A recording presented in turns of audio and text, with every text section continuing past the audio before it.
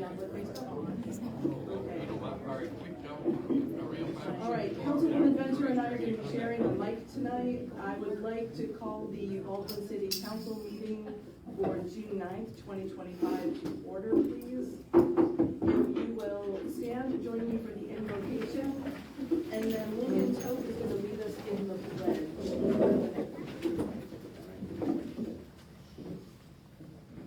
Father God, thank you for this beautiful day. Thank you for the rain that brings the flowers and the fruit. Thank you for bringing us all together tonight in a sense of community and civility.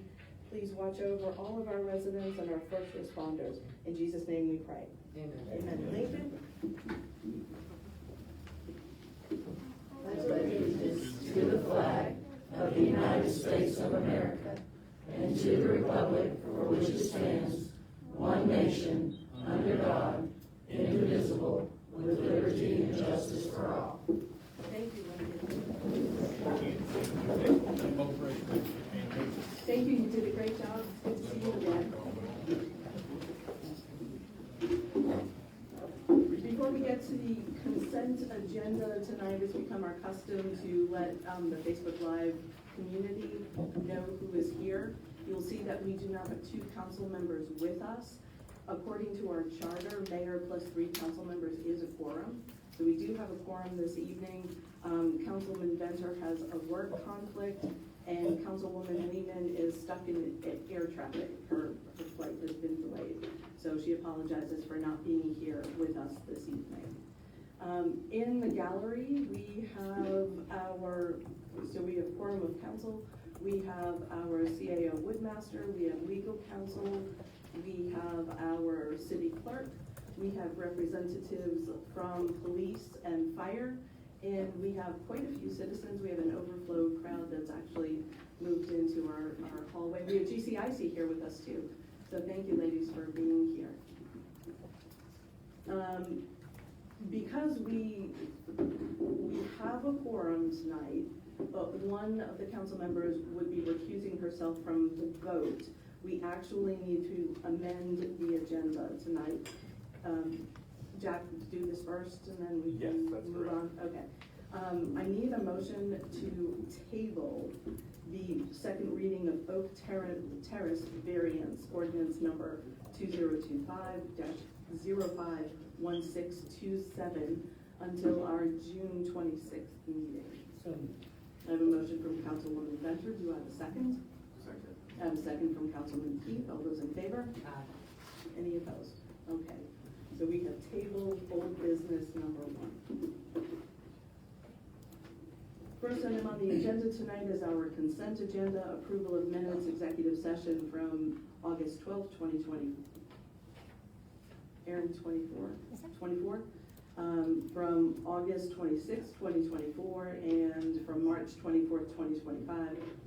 Council meeting, May 27th, 2025, and work session 6/3/25. Did everybody have a chance to look at them? Any comments, corrections, concerns? Can I have a motion to approve the consent agenda as presented? I have a motion from Councilwoman Venter. Do I have a second? Second. I have a second from Councilwoman Davis. All those in favor? Aye. Any opposed? Passes unanimously. Okay, public comment. We had one citizen sign up for public comment. The way the night is going to work, and I assume Mr. Sharpshire is here to talk about the budget, yes? So the way this works is if you elected to put your name on the agenda ahead of time, you actually get 5 minutes to speak, and then we will move into the public hearing. That's correct. Into the public hearing. Oh, you want to do percent up first? Okay. That'll be good. All right, when it comes time for the public hearing, anybody who is on the list who signed up already when they came in will have 3 minutes. And how are we keeping time? They're keeping time. Thank you very much. Okay, Mr. Sharpshire, you have 5 minutes. Please state your name and address and your concerns for council. Jack Sharpshire, 1100 Chandler Heights Circle. Thank you for this opportunity to talk to you a little bit about actually a question I have. First, I don't envy your job. You're trying to fix this budget. I think everybody in here knows that the real problem is inflation over the last 3 years. But the company I retired from, we had a major problem. We were supplying a diesel engine to Ford Motor Company, and we were losing money on every one of them. And the engine manager of the company asked the employees for input. Have you talked to all of the employees of the city to find out if there's anything that they see that could be a way of saving money or cutting the cost somewhat? I know at the budget meeting there was someone that suggested cutting some of their benefits. I don't think that's the right way to do it. I don't want you to raise my taxes either, but I don't think you should penalize the employees. But a lot of times we found that asking people that are involved, you can find out they can come up with a way of maybe saving a few bucks or making a few bucks. So that's my one question about it. The other one is, I get a financial report just about every day, and the other day I got a report and it listed 9 states that were facing the same problem you are, of raising the taxes. Of course, it was a state. And when I read it, I found out that 2 of them were actually decreasing their taxes. I thought, wow, if I was one of the 7, I sure would be on the phone saying, hey, so have you talked to other cities in Habersham to see how they're facing their problem? Because we all have the problem. We're all facing the inflation. And I just thought I would ask if you've thought about that, because I know it saved us a lot of money in the company that I retired from. But that's actually all I have to say and the question you want. So, thank you. Thank you so much for coming, Mr. Sharpston. The folks in the gallery might not know, the budget process actually starts in January, February.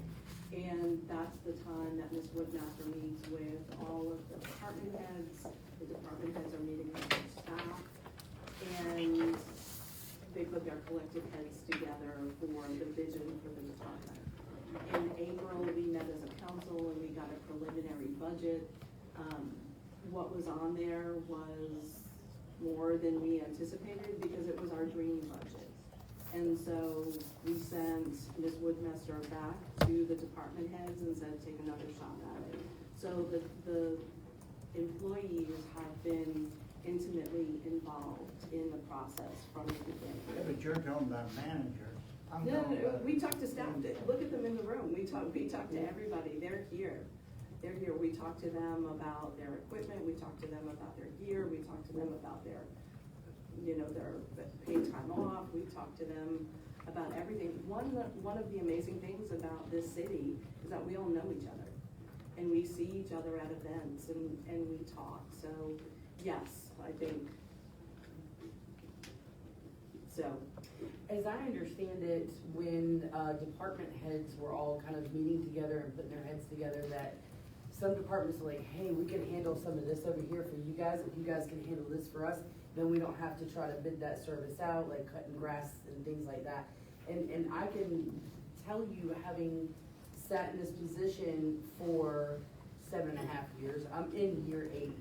I can say that all of our department heads over the years have made do with very little. And it wasn't until some of us got together and said, hey, you know, we really should build this up and have things done at a quality that our citizens feel good about what their city has, that they can depend on us, that they can feel safe with us. And so, you know, so a lot of those, when the mayor talks about this dream budget, I think actually you might have misspoke. It was actually a budget at which it would take to properly deliver the services with proper professional people. And one of the reasons why we were doing this is that we have a lot of growth that's coming, you know, from the south. The inland port being imminent is one of the bigger driving factors. So we all know that being reactive to growth is more expensive. We see it all over the place. Being proactive is less expensive. However, the caveat is that, or the catch-22 rather, is that goes on the existing taxpayer's back. You've already paid your way.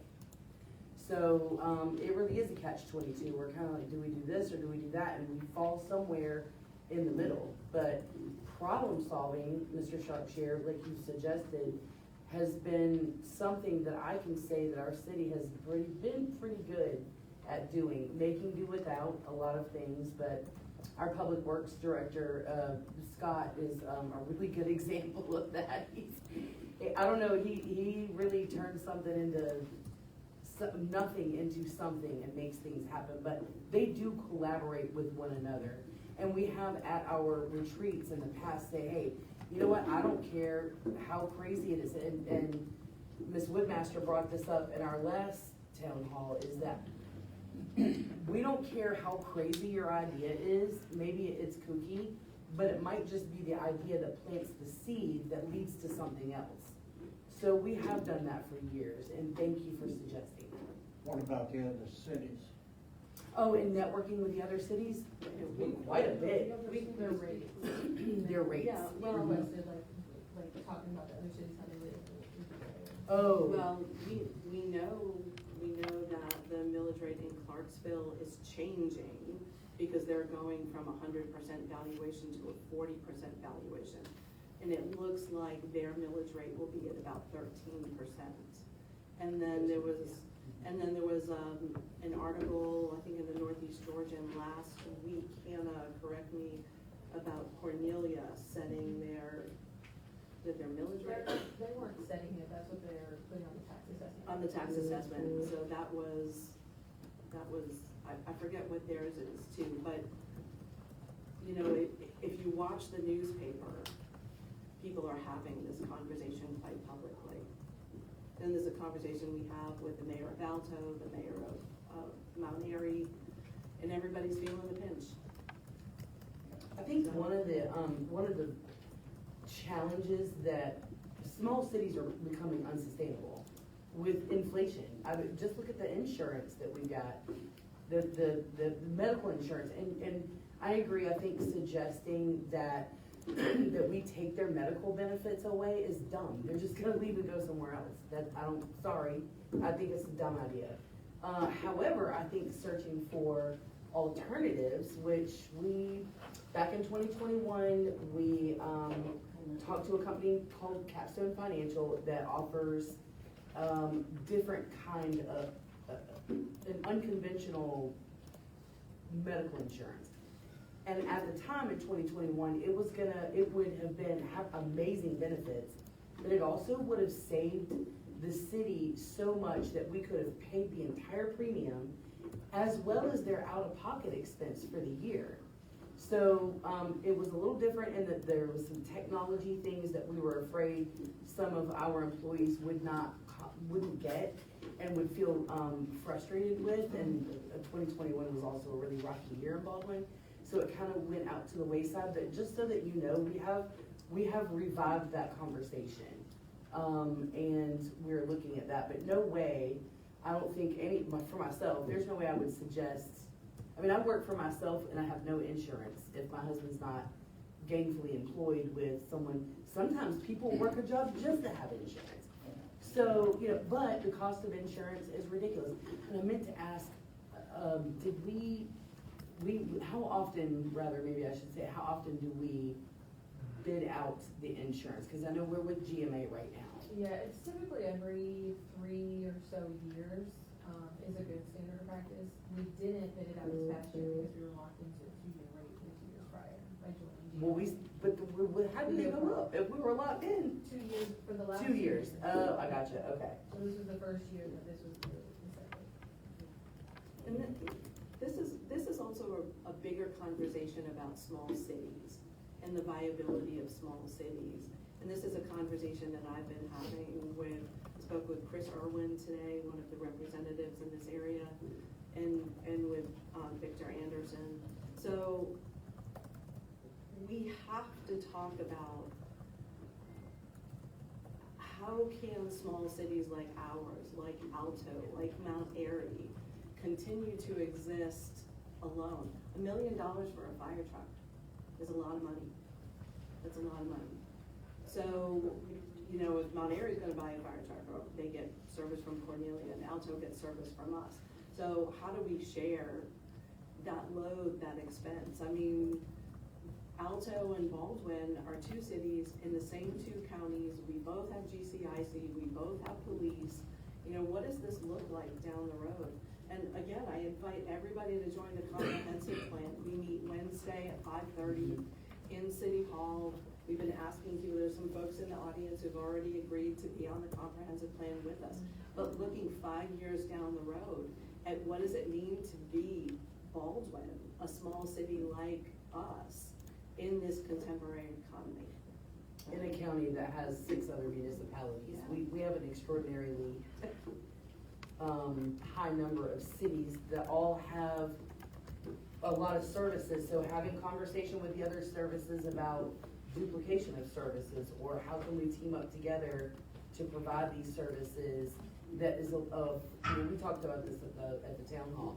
How can we partner so that we can provide services that are at the level that we expect? We don't wanna wait 15 minutes for a fire truck to show up. We don't want the police department to not have gas to get here. You know, Councilman Venter has lived in a country where, they weren't showing up till the next day because they didn't have gas. So, yeah. Okay. Does that answer your questions, Mr. Sharpshin? Thank you. Okay, the next item on the agenda for this evening is the Braceno zoning change ordinance number 2025-05163Z. Jack Samuels is part of the Samuels firm, our legal counsel. Good evening. Good evening. Now we will open the public hearing on the Braceno zoning change ordinance. That's number 2025-05163Z. The way it will work is we will first open the floor to people speaking in favor of the zoning change. Then those folks will be allowed to speak. Then we'll open the floor for anybody opposed. And then we will leave the public hearing open until the minimum amount of time has elapsed, and while we're doing that, we can continue to move down the agenda. So at this point, we will open the public hearing to anybody who would like to speak in favor of the Braceno zoning change ordinance. What ordinance? This is an ordinance to change the zoning of a parcel, tax map parcel 091B025. What location is it? 182 Davis Drive. They're going from highway business to R1. So it was one of those, if I'm not, it was in 2006 or 9 when we did when they did the zoning map. This is a residential parcel, and it's zoned highway business. Okay. Yep, so it's just kind of What are like, they doing on Willingham at the old Batson store side? We're going to ask that everybody keep their comments germane to the public hearing, please. Is there anybody who would like to speak in favor of the zoning change? Huh?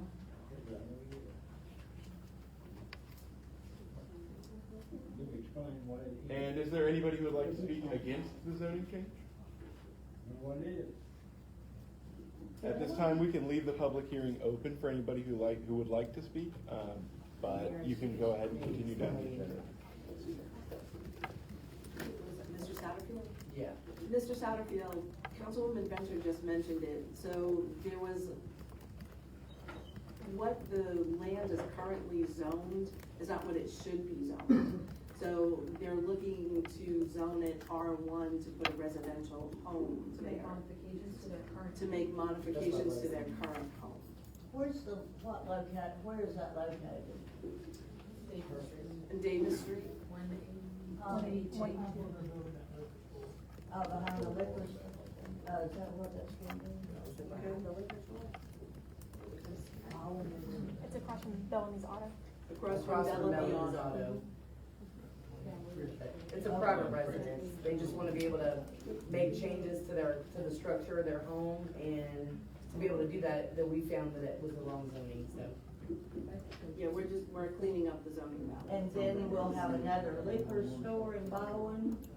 Is that what the next That's, remodeling is? okay, but that doesn't, it's not germane to this particular hearing, so. Okay, but what you're saying is that you're changing the ordinance on the 182 Davis Drive from a commercial property back to a residential property? Yes. Mhm. There's a home there now, Yep. and we've done how many of these? 2 or 3? Yeah. This might be done. So, All right, Jack, can we keep this open? That's correct. We- Can you go down the agenda? Okay. somebody spent a lot of money on it. Okay, we're gonna keep the Rosendo zoning change ordinance public hearing open. If there is anybody who does wish to speak to that, just let me know. We are going to move on to the fiscal year 2026 budget public hearing. Jack, do you want to introduce that as well? Absolutely. Now we will have a public hearing on the 2026 budget. Anybody who's signed up on the list is welcome to come up. I believe the mayor's going to call you in the order in which you signed up on the list. And anybody can speak for 3 minutes regarding the budget. So, Mayor, you can go ahead and call up the first person. Sure, and just a point of privilege, I want to remind everybody in the gallery that we address each other with civility.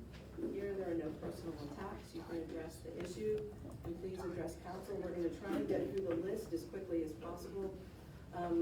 I'd like to hear from the, 6 or 7 folks that are, 8 folks that are on the list before we have general comments, okay? Let's at least get through the list. Everybody coming up this time has 3 minutes, and Jack, you're gonna be our timekeeper. That's correct, Summer is. Ma'am, thank you. All right, Mr. Elam. If you could state your name and address for the folks who are listening on Facebook. Okay, my name is Joe Elam. I'm at 2200 Sapling Place, Alto, Georgia. These hearings are, of course, required by law, and that's why you're having it. Appreciate the fact that y'all are honoring that.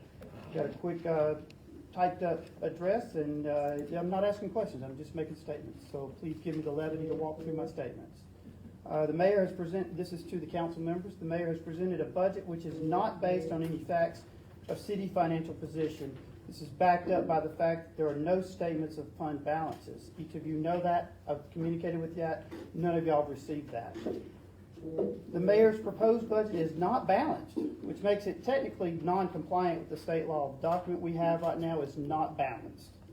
There's a current document shows a deficit of $434,582.64 in the general. The mayor's proposed budget represents $1,538,364.74 in property taxes, which is a $563,364.74 or 57% property tax increase from FY25. This is taken into account how you would balance that budget that she's proposed, which has got a deficit. This is on top of the FY24 increase, which is 9.12%, which would have been much higher if not for the governor of our state, a Republican governor, Kemp. And the FY23 increase of 56.81%. When does all this end, I wonder? The mayor's proposed budget has a revenue line which appears to be slightly made up. That's the revenue line, the operation transfer in amount of $220,000. The mayor's proposed budget represents a drop in Banks County lost revenue. This will result in a higher percentage increase for Banks County residents on their city property taxes. Other issues, where's the $2,649,587 of unassigned fund balance from the FY23 audit? Why is one of our employees alone costing the city taxpayers $168,569.07 a year? Why does the city of Baldwin have a culture of disrespect when it comes to the fact that they're non-responsive in their behavior? So I encourage each council member to vote no. Send this budget back to the mayor's desk. Tell her to present a budget which has some supporting facts and which represents the citizens of Baldwin's financial reality. So she has simply demonstrated her inability to be the CEO and her absolute disconnect from the citizens of Baldwin. Thank you, Mr. Elon. Tom Whitley, you're next. Good evening. Tom Whitney, 189 Crooked Pine Trail in Baldwin. So let's be honest, the outcome of tonight's hearing probably is not going to change anything that happens when you all vote at the end of the month, but doesn't mean that the public should stay quiet. So I thank everyone who's here. I just have one question. Are we going to be having this exact conversation next year? Because here's where we stand. Fiscal year 24 ended almost a year ago, and we still don't have audited financials. Fiscal year 25 ends in just a few weeks. And if history repeats itself, we won't see those audited numbers until late summer of 2026. So the budget being voted on here at the end of the month and the tax increase that we're all gonna share is being built on financials that are more than a year out of date. That's not just frustrating, I'll be honest, that's reckless. And here's the other elephant in the room, and Joe already brought that up. What happened to the $2.6 million in unassigned fund balance that was sitting there at the end of fiscal year 23? We've asked for transparency. We've been told records don't exist. But if that money is gone, the citizens of Baldwin deserve to know exactly when and how. And we deserve to see the breakdown now. Not months from now, not when the audit is done, now. Tonight, you're going to hear frustrations. You're going to hear heartbreaks, and I guarantee you if everyone came up here, you're going to hear people talk about how it is going to impact their families, their ability to make ends meet. You'll hear from people who don't know how they're going to pay for these new taxes, but you won't hear a plan. So I'll ask again, what's going to change? What concrete steps will the city take so that in June 2026, next year, we're not going to be once again guessing our way through a budget with no timely data, no clear picture, and no real accountability? We don't just need emotional speeches and good intentions. We need leadership. We need a plan. We need it now before you vote. Thank you. Cindy Lipson.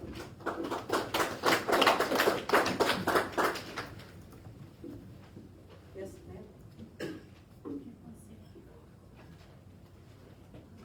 ma'am. Cindy Lipsy, I live in Chandler Heights.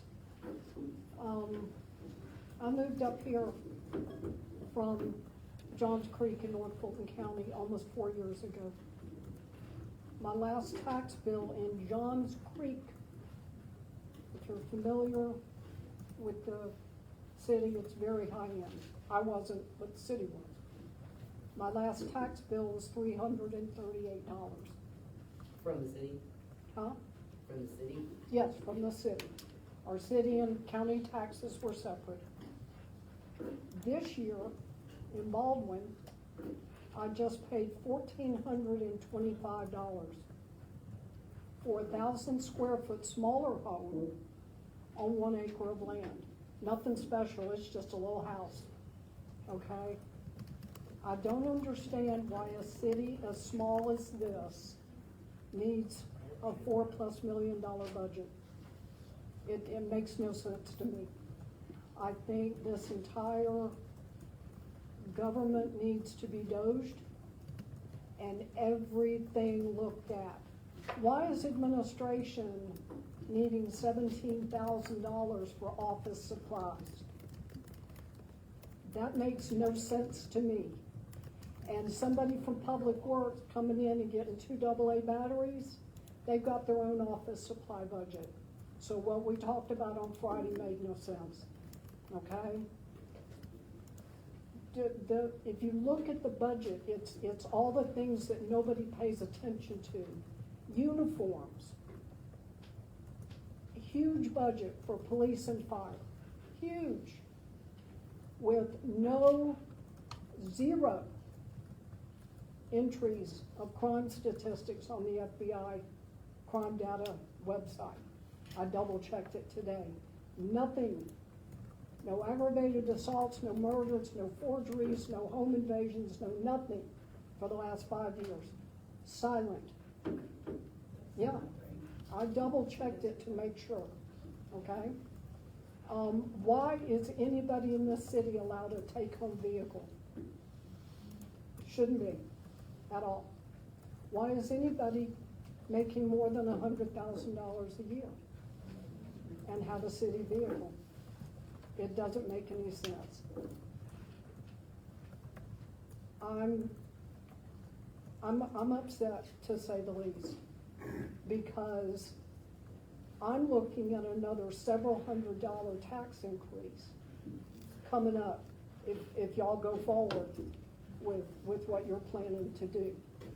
I can only imagine what other people are feeling that are on fixed incomes and have big parcels of land they're having to pay taxes on. This budget is immoral. It shows no respect for the taxpayers of this city. And just the fact that you would dare to present it just boggles my mind. You're not thinking about us at all. So, and if we've got MS-13 and drug cartels here, like you claim that we do, have you notified ICE?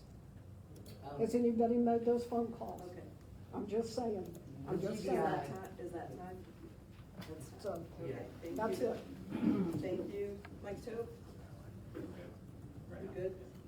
Debbie Satterfield, next on the list.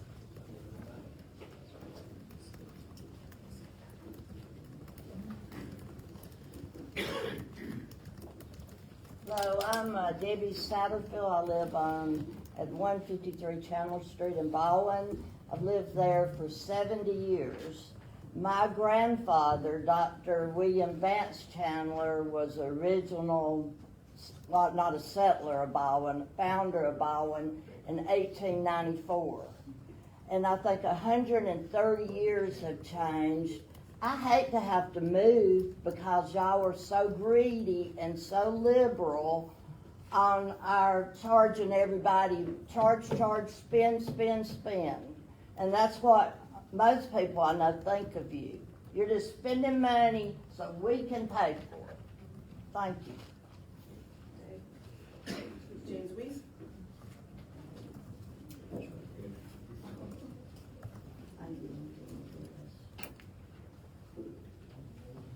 Thank you for allowing me to speak. I actually had not planned on speaking tonight, so. Mr. Weiss, could you give us your address as well? Oh, I'm so sorry. James Weiss at 280 Little Chandler Place.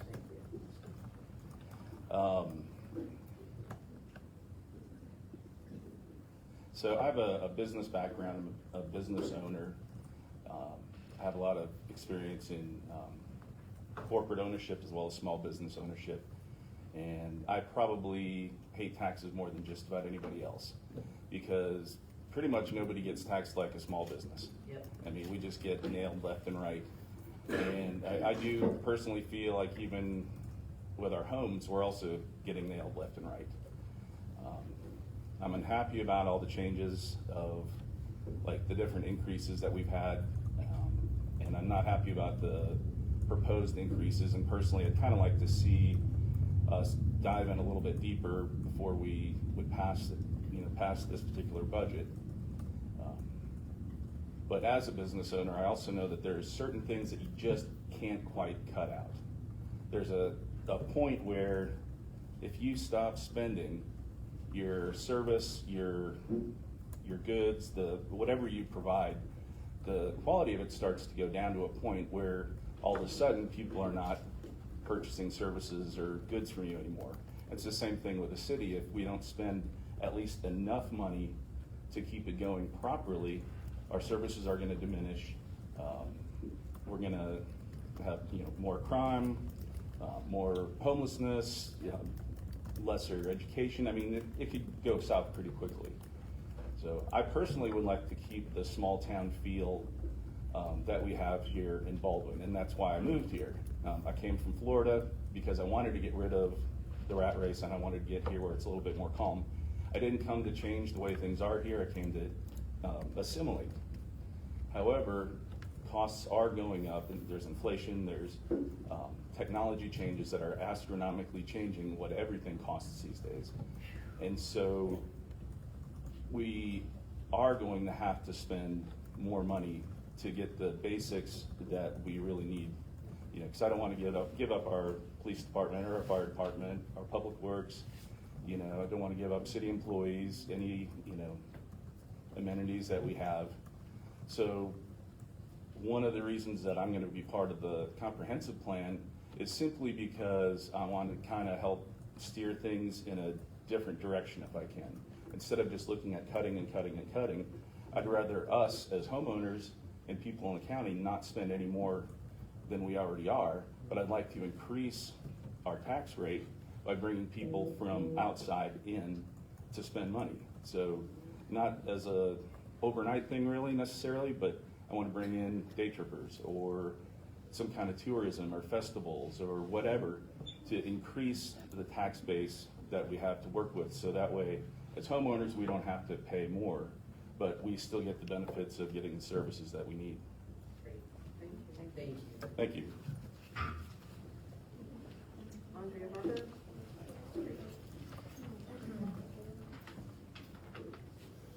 My name is Andrea Harper, and I live at 501 Willingham. I don't envy you your job. As a former county commissioner, the budget time was the worst. I would lay awake at night. You have to rob Peter to pay Paul, and it is horrible. But I would encourage you not to cut your employees' health insurance. You're going to wind up hiring people when they leave and have to pay them more. And I just don't see how that's cost saving. I also would encourage you not to cut animal control. Just at my house, I've had 2 dead deer. I've had a dead dog down in my creek, and I've had a dog who had glaucoma so bad it just wound up on my property. Yeah. So I would encourage you, and I know that that's an effort with the county to work that out, but I would encourage you not to do that. Also, and I've spoken to the mayor about this, that piece of property that the road department has vacated next door to me, let's sell it. Yeah. And I thank you for letting the Georgia Power people in there, because I've seen their trucks, storing their trucks there during this period of time. And I do thank you for that. They're good neighbors. And the road department was a good neighbor when they were there for me too. But I think that it's time for you to maybe diverse yourself from that piece of property. And maybe there's other properties around that I'm not aware of that you could also add to that for sale sign. Thank you. Thank you. And I'm so sorry that y'all have to go through this. Is there anybody else who wishes to come forward to discuss the budget? That's it. Okay. And at this time, it's the minimum time has elapsed for the Brexano public hearing as well, so both public hearings can be closed. Okay, both are closed? Correct. Thank you. Okay. There are no reports this evening. Under old business, we have struck the second reading of Oak Terrace. The next item on the agenda is consideration approval of the FY 2026 appointments. Ms. Woodmaster, or, so we talked about these at work session last week. You have the list in front of you. The only item open is the appointment of Mayor Pro Tem. There had been some discussion last week. How are we feeling about Mayor Pro Tem? Can I use yours? Do you have the list from last week? Yes. Yeah. Just so folks in the gallery know, the reappointments are city attorney, the Samuels firm, the city auditor, Morris and Waters, city clerk, Aaron Gathercole, city engineer, Fletcher Holiday, and the engineering management, EMI, city judge, Robert Sneeds, city solicitor, Teresa DePonzio of the Samuels firm, and we would need a motion to nominate someone for mayor pro tem. We had already discussed that, is that not what this is right here? You have to formally. You have to formally nominate her. We can't do it in It work was just session, we have to discussed. do it. Work session, That was yeah. a discussion. What is the mayor pro tem? The mayor pro tem is the person who stands in for the mayor if the mayor cannot be here. And Ms. Woodmaster has held, Ms. Woodmaster, right? And Councilwoman Venter has held that position for most of the years I've been on council. And it's important for somebody who has tenure to hold that position. Yes. Thank you. I think. I mean, not really, but I'm here for it. Are you nominating her, like, formally? Yes. Yes, we will. So at this time, we would like to nominate Councilwoman Venter as mayor pro tem. I have a motion from Councilwoman Davis. Is there a second? I'll second I have a second from Councilman Keith. All those in favor? Aye. And we need to approve the slate as well. Can I have a motion to approve the slate as presented? So moved. I have a motion from Mayor Pro Tem Venter. Do I have a second? Second. I have a second from Councilwoman Davis. All those in favor? Aye. Any opposed? Okay, we have approved the slate. The next item on our agenda is consideration approval of new council meeting schedule, ordinance number 2025-06164. We talked about this during work session. One of the things after the town hall that was cut, folks who had come to the town hall said, do you really need to have so many meetings? And so we have cut one of the meetings from the city council schedule, and we have put work session and the first meeting of the month on the same night. So that's what we are looking at. So now instead of 3 times a month, it's now We one need time a month. one. Once a month. Right. So what do we pay for anyway? Well, And we'll actually, use the line. legally, you have to be paid for something. No, I'm talking about all of the other things that we do outside of. That's right. Yeah. Jack, do I need to read the? Yes, if you wouldn't mind just reading the title. Oh, that's.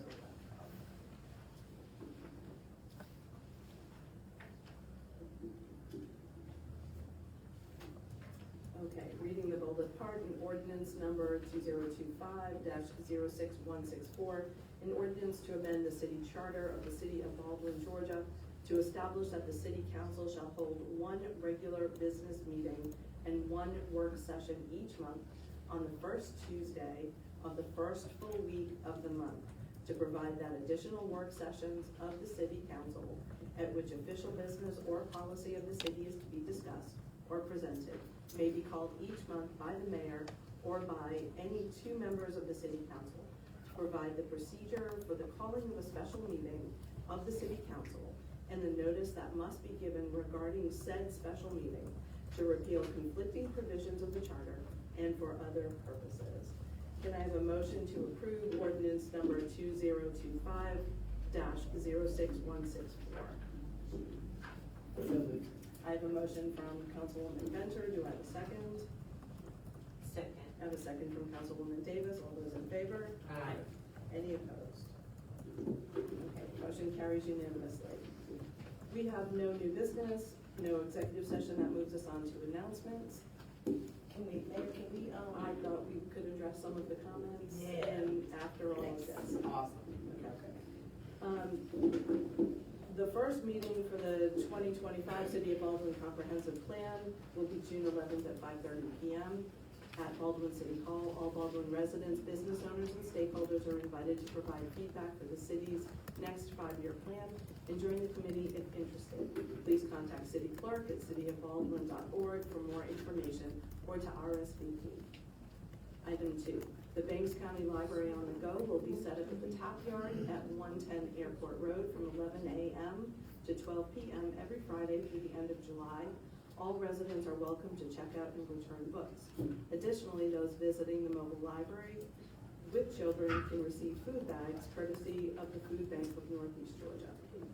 The 3rd annual Baldwin Water War is this Saturday from 2:30 to 4:30 p.m. at Mitchell Haley Park.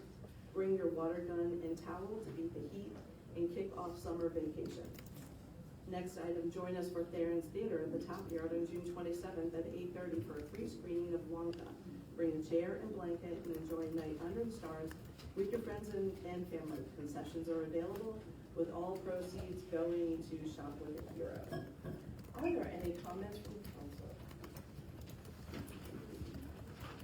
Only just discussion about, for me anyway, just discussion about, yeah, what we've heard from the public today.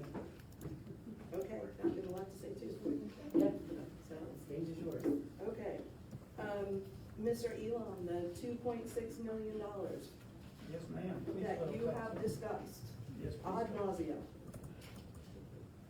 is the fund balance for 2023, which also includes the fund balance for 2022. It also includes ARPA money, okay? So that fund balance is 2 years old. It also includes the balancing mechanism for FY 2024 and FY 2025. When we reduce all of those expenses, and we've already expensed the ARPA, that leaves us $300,000 of that $2 million. That is less than what we need for 1 month cash on hand. So we haven't stolen the money. It has been appropriated responsibly, contrary to what you have to say.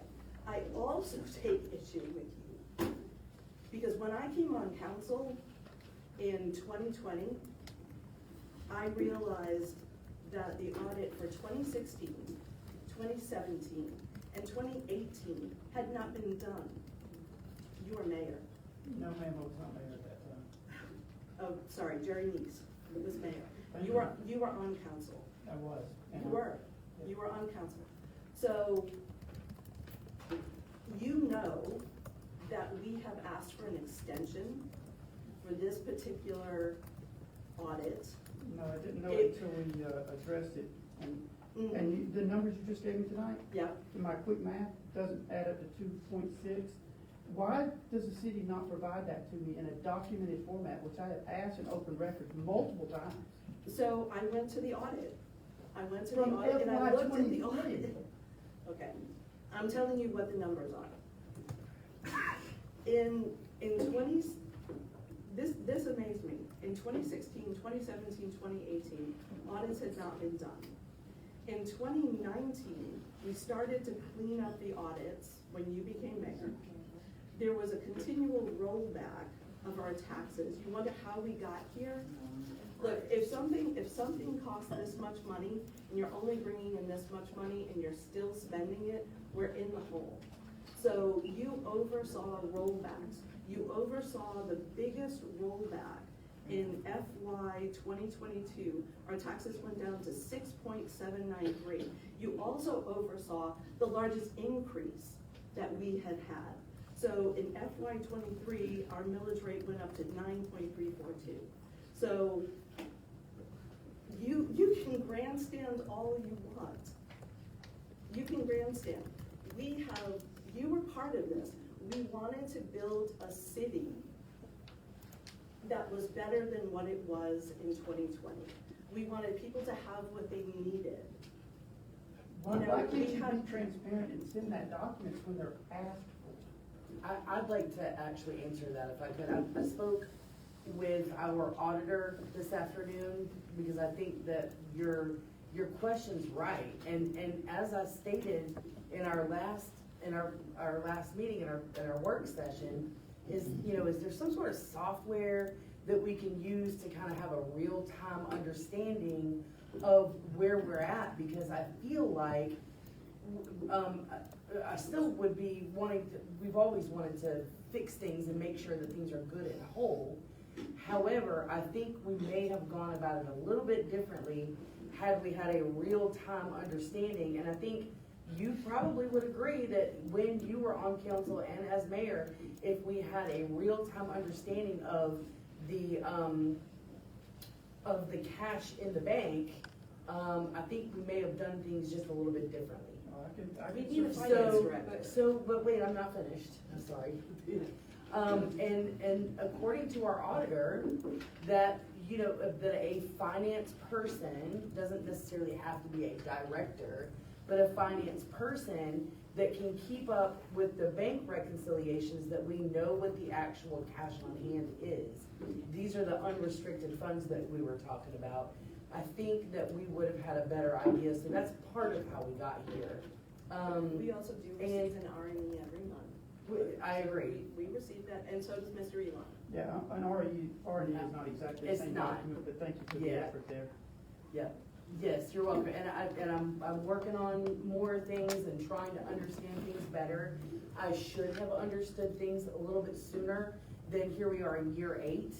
I feel like I got a lot of egg on my face, because most of you knew how much I was out to the wall fighting and standing up, and they still deserve. That's not to say that they don't deserve to be fought for now. There's no less or more, just should have had a better understanding. And we, as a council, and you were included in that, and before Stephanie was mayor, we, as a council, we understood that we needed a finance director, a finance person, and that putting that on someone who willingly accepts, so I'm here for the challenge. I'm saying Ms. Woodmaster was here for the challenge. And if you don't know, you just don't know. And so the auditor had some suggestions that I'm gonna dig into a little bit more, and I'd like to have, I haven't had the it was just today, I haven't had the opportunity to discuss that with the other council members and the mayor, but yeah, I think we can do better. We definitely can do better. One of the things that was added to the budget, the one that we received last week, is a firm to help us. It's not a finance director who's in-house, but it's a contracting service Right. with a finance firm. That was the recommendation. Right, that might make. And it's the separation of the duties as well. Ms. Woodmaster is here to manage the city and manage the department heads. It's not really her responsibility to do those things, but we put that on her. And Well, I certainly acknowledge that you've acknowledged those numbers exist. Now I'm hoping that my ORR, which is arguably out of date as of today, will get responded with the data so I can have that in hand. Because trust and verify doesn't work unless I get to the trust, and I can't get Right. to the trust. So, and may I also speak to that also? I've been in customer service for a long, I lied about my age to get my first job. I've been trained by some of the best companies in the world in customer service skills. I will say that, that it is a good practice when you get an email or a phone call from someone to say, hey, I see that you've sent this to me. I don't have it right this minute, but I promise I got you on my list. Kind of lets the person know they've seen me, they know that my question's out there. Another thing is that when a question's asked, I think that if the person that has the knowledge, the professional, has the information and knows what it is that you're looking for should do the best that they can to help you with that information instead of sitting and waiting for you to ask the exact terminology, because that's just not helping anyone. Ms. Davis? No. We were accused by the public of taking money and being reckless. And it's very upsetting to me because I think everybody that is complaining, when I ran, nobody ran against me. So I feel like if any of you feel like that you can do a job that can help us, you need to run. You need to sit up here and just listen to the things that are being said, because the same taxes that you're gonna pay, I'm gonna pay. I don't want my taxes increased either, but I wanna keep the services that the city has to offer. I have lived in Baldwin since 1999, and Baldwin has come a long way as far as their services. Really? How have we gotten better since '99 to The right police now? department, for me. We've always The had a police department. It has We not had been a as good bigger as it police has. department back then than we have now. In But they were Exactly. Right. In 2022, we went to a daytime only police. Right. Well, I understand, but Because we had police officers who were kicking in doors of old ladies. Exactly. We were on ABC News for poor policing. I've been on council now for 6 years, 4 years on council, 2 years as mayor. I am on my 7th police chief. Chief Jones, thank you for all you do. Thank you for how you lead the department. no, This, I don't have a problem with the police department. That's not what I'm saying. How have we gotten better with our services? Not bringing the police into it, because I That's agree a with service. that. that's a service. But, We've you know, gone to a but full- we we've gone to haven't got a full-trained- better water system. We haven't. Oh, we do. Oh, no, we don't. The lines aren't too great. I Well, agree. okay then, but we're paying for this. Tomorrow But morning it- at you 10 know, o'clock, I have a meeting for. We have ARPA money. brand new Please come trucks, to the meeting. brand new spanking trucks. Every one of these guys that works for the utility down here, or not the utility, but our water department, they buy brand spanking new trucks. They have brand spanking new trailers. They have brand spanking new equipment. How long did we have the other? Did we use it up to its capacity, or we just decide every 2 years we're gonna buy brand new stuff? I can speak to that. We actually, I thank you for bringing that up, because when you're the public and you see that, you're like, why is my tax going up when all of them got take-home vehicles and they're brand new? Right. Most of that stuff was purchased with SPLOST dollars. That was one of the ways that we. Has nothing to do with their taxes. Not with the property taxes. Beg your pardon? None of these vehicles should be take-home. That's No, even. but do you understand the job requirements of the This public is works? Baldwin. Excuse me, let her finish. Let me finish just telling you, because I think that you like to talk a lot and you don't really understand what you're saying.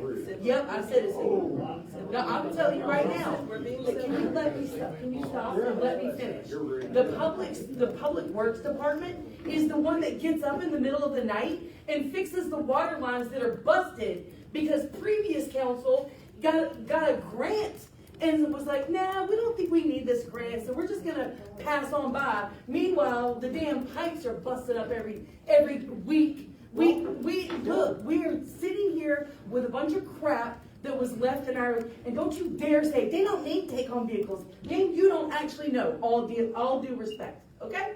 They get up in the middle of the night from their home and come out and get into holes full of water up this deep in 20-degree weather. Ma'am, you don't know what you're talking about, all due respect. They need waiters? Waiters to wait in the water? Now, I was a lineman for Standard Telephone. I got up in the middle of the night. I went out and worked in crappy weather. They didn't give me a truck to drive home. Yeah, a good point, okay. Right. So here's the thing though, is that the truck was not paid out of your property taxes. It came from special local option sales tax. So all the people that come to our area Yeah, but how about for the the gas tourism. Does the gas come from SPLOST? No, Does the it maintenance doesn't. come from SPLOST? That's correct, it doesn't. There's less maintenance Well, I on mean, new you vehicles know. than on old vehicles. True. and the leased vehicles for the police department, just because I really am glad that you brought that up. And I'm sorry, no disrespect. And I get very passionate, so I'll try to lower my voice a little bit. But what I'm saying is that what we were spending on vehicles that have been left derelict, like I think one vehicle we spent $10,000 on one police cruiser. What a piece of crap. So the type of lease that we have is an equity lease.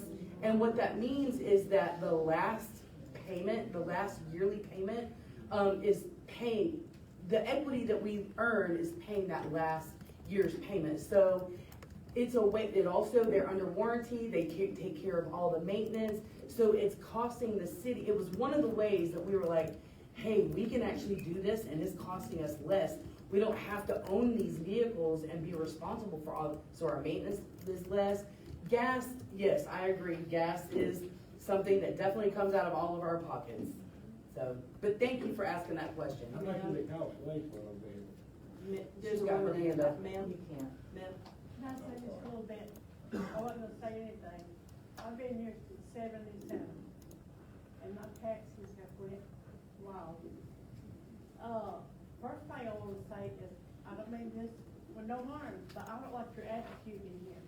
Mine? You shouldn't be talking like that to us. Yeah, Are you really I'm just a saying human that's being. ugly? That's I'm a ugly. human being, but what, Yeah, I'm sorry, that's ugly.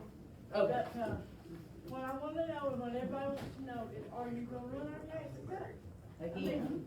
We can't So pay. that's, yeah, you wanna know what the plan is, don't you? Yep. I mean, if it costs us more taxes for y'all or whoever to get a higher raise, I'm sorry. Nobody's getting a raise. In fact, we took that away. Nobody's getting a raise this year. One of the things that, On our taxes went up either. okay. Is Mr., ma'am, just a minute, is Jimmy Tench still in the gallery? He is. I can't see him. Commissioner Tench, Commissioner Tench, can you talk to people about valuations? You're on the county, you're chair of the county commission. One of the things that we're struggling with is the outrageous valuations of our house. Right. My house should not be valued at what it's valued at. I'm getting taxed in 40% of an outrageous value. Everybody else is feeling it too. Can you talk to us about what you guys are doing? What do you say? Not really. Okay, that's not helpful. I mean, we're all in this together, ma'am. You said something about having a financial firm that was coming in, is that something you've already done? No, from the town hall, people asked about that. One of the things that we had wanted to do in this budget was to hire a finance director. And then from the town hall, people said, wasn't there sort of a midway to do that rather than having an in-house person?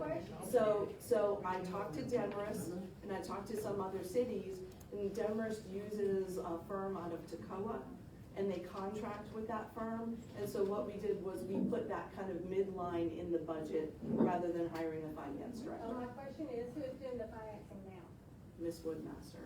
And, when? She's also HR, so she runs the city, she's our finance director, and she's our HR director. Okay, my question, she recently got a raise, not too long ago.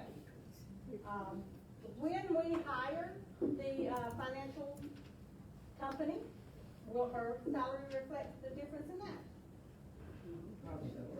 So she won't get a She gets discount. she gets paid as the CAO. She does those other duties So it as won't assigned. change? No. So it's gonna be another expense. Exactly. She is the lowest paid city administrator in the county. How many years experience does she have? You've been with us since 2018? My understanding is that it's Cornelia, I think, he gets 140-something thousand a year, I think, is what I read. 26 years No. experience. No, Dee's total compensation is 204. What? We asked him directly. 26 years experience, not 7. And he has an incredible staff. So the city administrator, HR, and finance director in Cornelia, their combined salaries are almost $500,000. That's cool for them, if they've got the money coming in. If they wanna do We that, don't that's have fine. it. That's Let them outrageous. work here. Right, you should be thanking her for doing 3 jobs. Oh. No,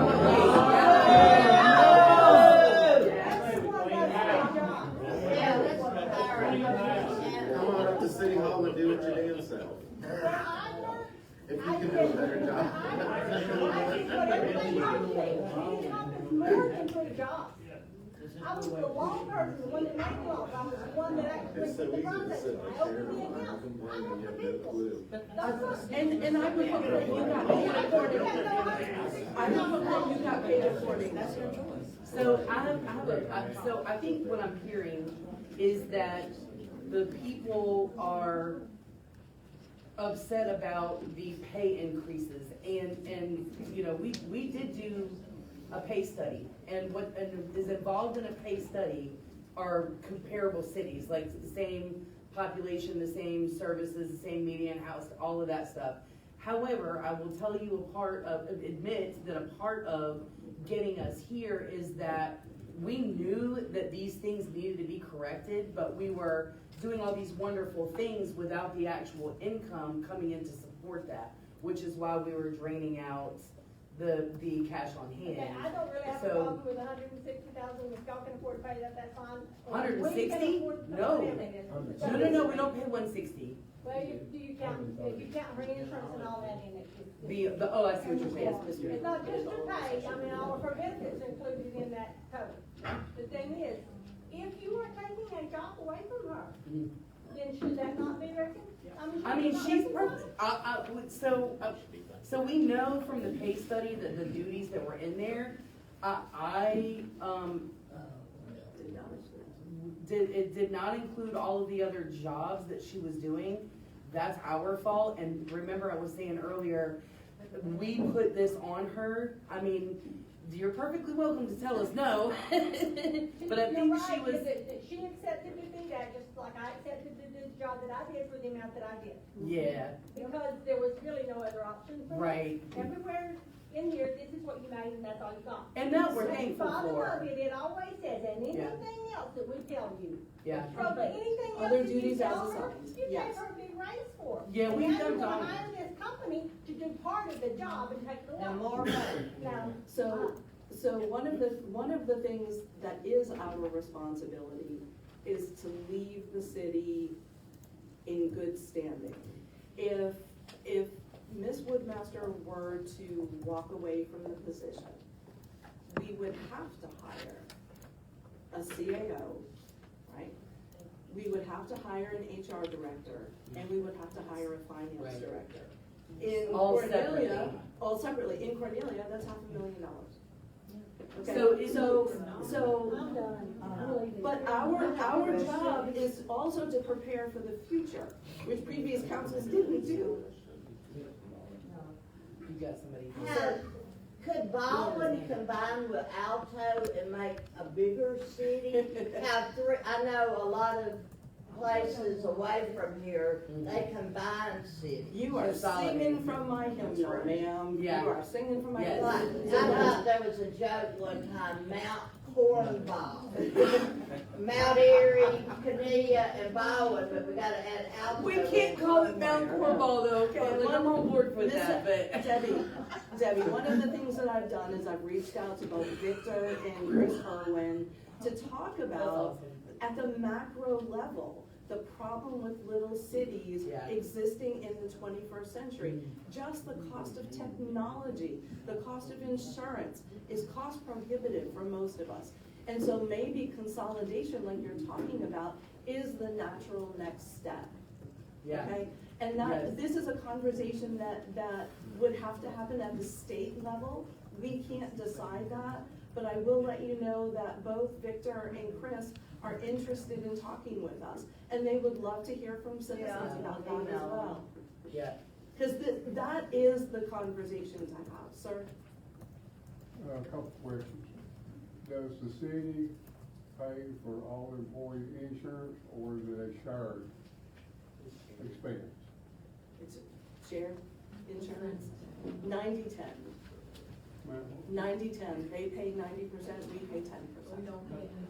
We don't pay It's the for other way dependent. around, yeah. We We pay 90, the city pays 90 and 10% is paid by the So employee. we, the city only pays 10% of the insurance. No, I'm sorry, I said it wrong. I said it wrong. And, But we don't pay for dependents. well, see, that that didn't happen. They may pay 40 and you pay 60, and every year our insurance went up. The company told us if we wanted to keep our insurance, we would have to eat the increase because they wasn't gonna pay any more.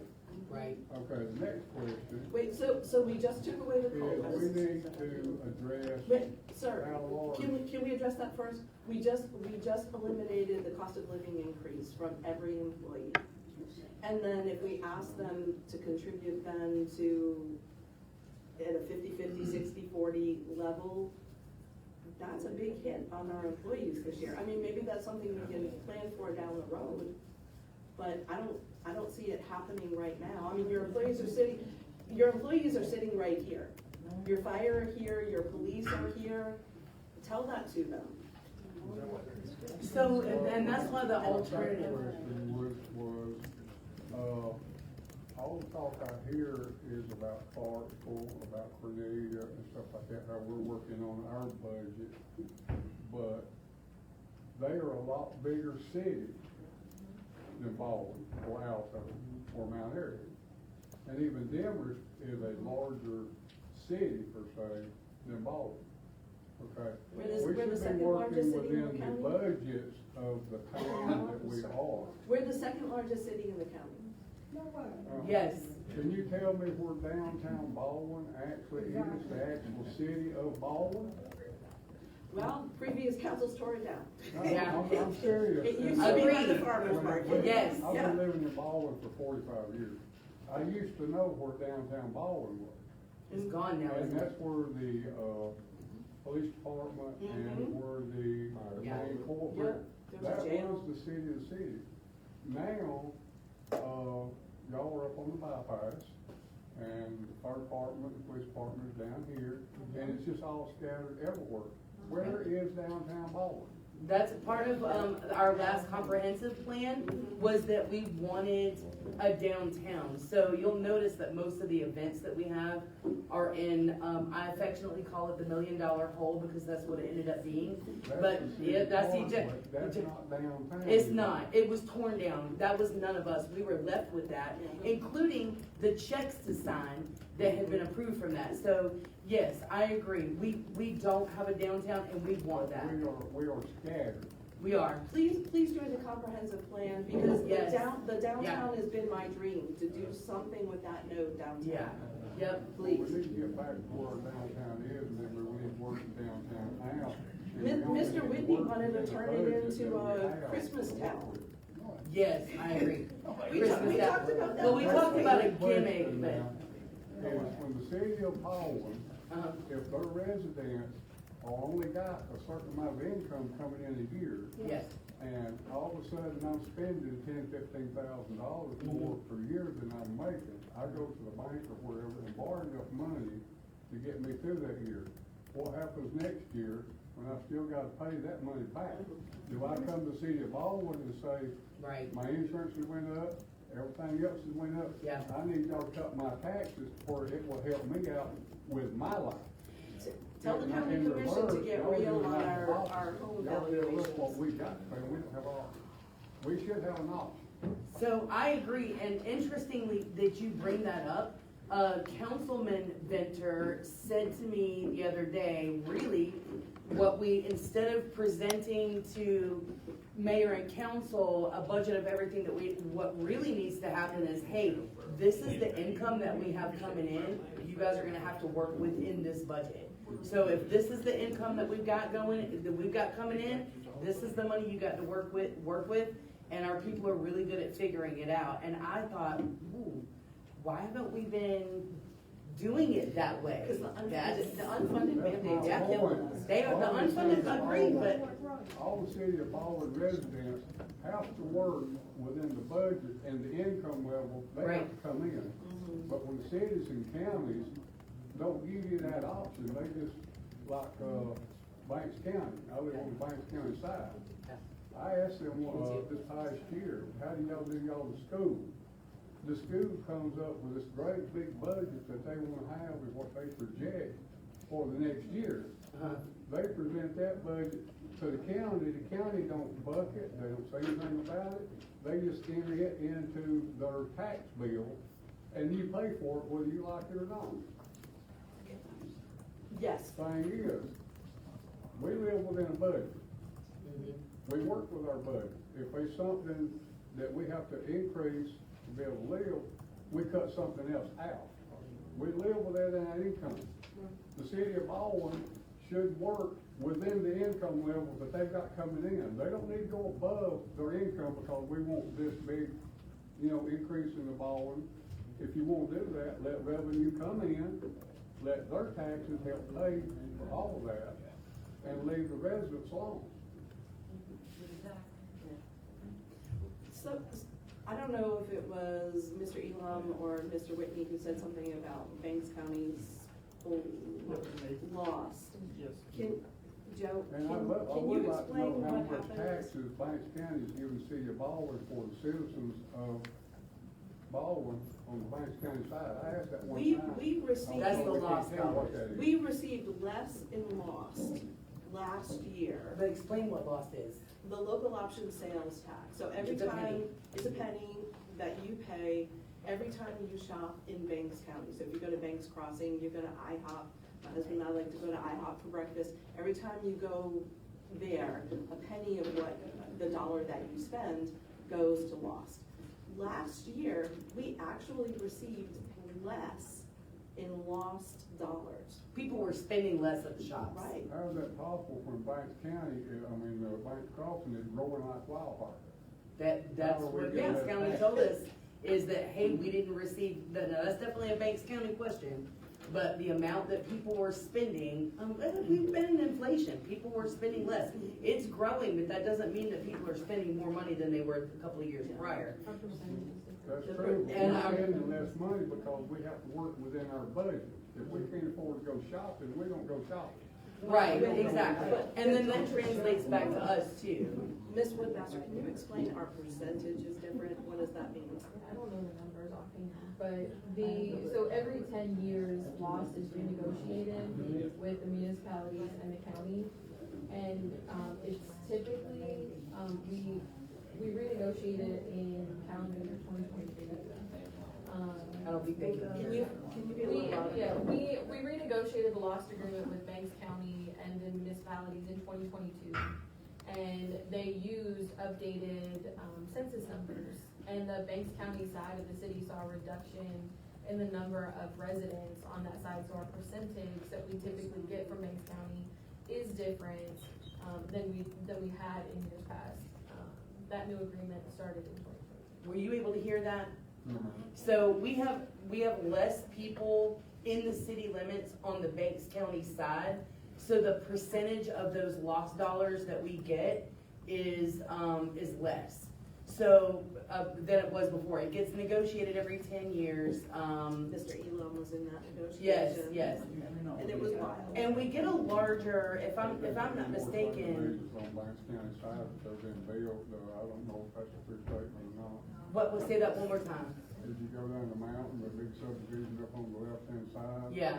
If you go out here on, Windy Knoll, where the real fancy houses is on top of the mountain. Oh, yeah. All of that's inside the city. You telling me that it hadn't expanded? So Banks County is telling us that we have less residents in our city limits. It was from the census. The census, I'm sorry, the census, I'm sorry. The 2020 census, and everybody says there's a problem with the 2020 census. You need to fill out the census data. It helps us out if you fill out the This is census. 2025, man. But the census is only done every 10 years. So the census, Intermittent census number. we don't have any control over that. But the lost Cindy? agreement, Yeah. the lost agreement was negotiated in 2022. And so we don't get to renegotiate that rate until this term on this contract has expired. So the census might be different, but the contract doesn't change for 10 years. Why are we paying Banks down in I can't hear you, ma'am. If y'all are getting taxes from Banks County, are they paying y'all taxes from Banks County? Banks County paying us taxes is the We're paying loss. Banks County taxes and city taxes.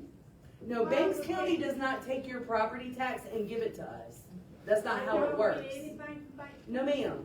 We get local option sales tax. So when somebody goes and spends money somewhere within the county, a penny of that gets split over the other cities and the county. But here's the thing, it's not just money that comes to us. It's a dollar for dollar rollback on the millage rate.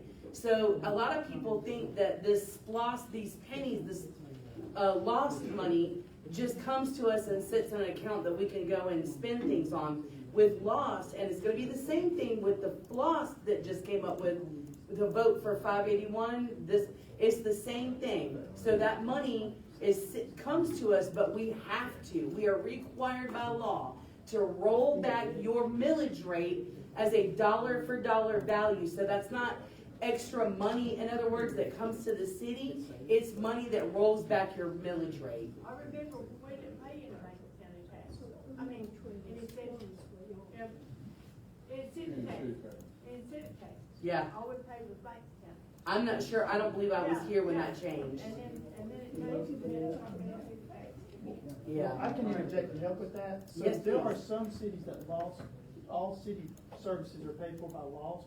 An example is Lula. They get lost from both Banks County and from Hall County. And the amount of money that comes in is more than enough to operate that city. Right. And, well, and then when you're referring to back then, Baldwin's, tax was so low that the loss could cover it. Now Baldwin's tax has elevated past that lost amount, so you're having to pay that cap. Now, in Habersham County, we're having to pay it all. Right. So that's what happened, is it went from loss covering all the banks, all the Baldwin's needs for Banks County citizens, Yeah. to now Baldwin's needs for Banks County citizens is higher than lost revenue. Okay. I do have- Sir? So, Ms. Venture, you mentioned the FLOSS. Mhm. So the FLOSS essentially on the Habersham County side would do the same thing the loss does on the Banks County side. Mhm. Where if it's approved, Yes. then we could roll back millage rates inside the city of Baldwin on the Habersham. Right. County side Only if you to have a offset. homestead exemption. Only if you Right. have a homestead. And it's on commercial property, only on residential with a homestead exemption. Right, that's exactly right, and historically, the, sales tax, the sales tax penny that, that Habersham has for that goes to the schools. I don't know how I guess they're also having to roll back the school millage rate, I don't know, I don't keep up with that, but either way, in Habersham County, They're that tax, increasing, school tax. beg pardon? They're increasing school tax in Banks County. Right, and so what we were talking about is the same thing, the loss we have in Banks County.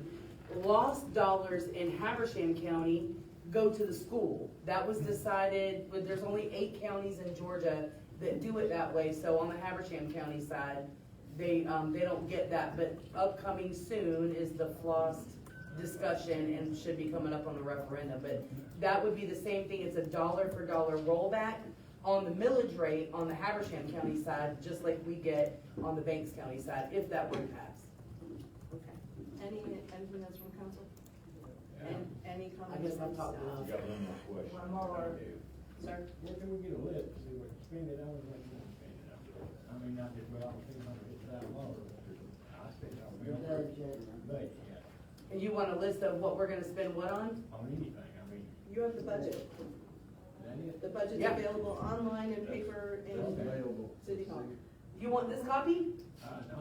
I can go by the city hall. Okay, all right. All right, with there being no more discussion? Well, actually, Carrie and I were sitting here talking about it. I think it's in, so Cindy and Tom, when did you all move here? When did you move here? Why does it matter? What does it matter? Well, because, we were sitting here talking at this, so between 2013 and 2018, there was a 7.7, I just wanna make sure you're aware, there was a 7.75 millage rate, okay? For all those years, didn't change. 2019, 2020, 2021, and 2022 all saw rollbacks. Great, So just now- so FYI, we're in 2025. Right, so, yeah, but so you have that many years of that, I mean, that's part of the reason, is it not, that we're, Yeah. But Those but rollbacks. to my- Doesn't matter But to with my what we're point, paying right now, but to my, and I'm getting nothing more for my money. I got a whole bunch more. down there than I did here. Well, so we did actually have that conversation back in the day, and I think Ms. Woodmaster spent about 2 hours, an hour or two with Ms. Lissy. Do not interrupt me, I'm going to explain to you, and I'm gonna be as nice as I can, because we had a conversation where you came in here a couple years ago and said the same thing, that, well, I brought your tax bill. It was different, because you did. You said my taxes are higher here than they were in Johns Creek. Okay, we can continue that conversation, a specific conversation later. Can I have a motion to adjourn? So moved. I have a motion from Councilwoman Ranger, do I have a second? All those in favor? We're adjourned. I would like one comment. I've been waiting for this one. So, Miss Cindy brought up the FBI statistics. Yes. So what's the latest year statistics that are in right now, Miss Cindy? 25. No, ma'am, 2023. The FBI runs behind. So when I came to this PD in July of 2021, I was not the chief, I was patrolman. I did not have in charge of the reporting system. It was an older system. I don't know if it reported to NIBRS or not.